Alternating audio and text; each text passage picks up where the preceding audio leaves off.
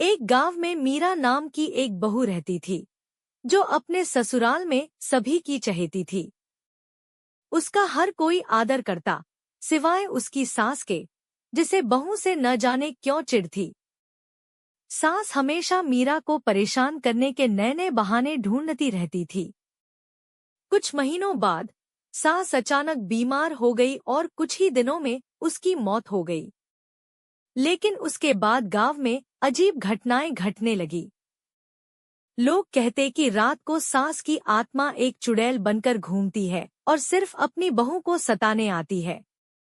मीरा ने भी महसूस किया कि उसकी सास की आत्मा अब उसे और ज्यादा परेशान कर रही थी। रात को दरवाजे खटखटाना, अचानक घर की चीजें गिरना और मीरा के सोते समय अजीब-अजीब आवाजें सुनाई देना आम हो गया था।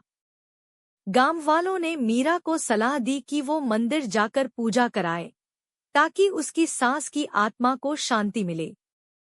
मीरा ने अपनी हिम्मत जुटाई और मंदिर जाकर साधु बाबा से मदद मांगी।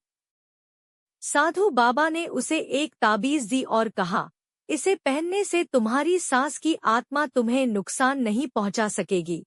मीरा ने ताबीज पहनी और धीरे धीरे घर में हो रही अजीब घटनाएं कम हो गईं। कुछ समय बाद गांव में यह चर्चा होने लगी कि मीरा की सास की आत्मा अब शांति पा चुकी है और अब वह अपने बहू को परेशान नहीं करेगी।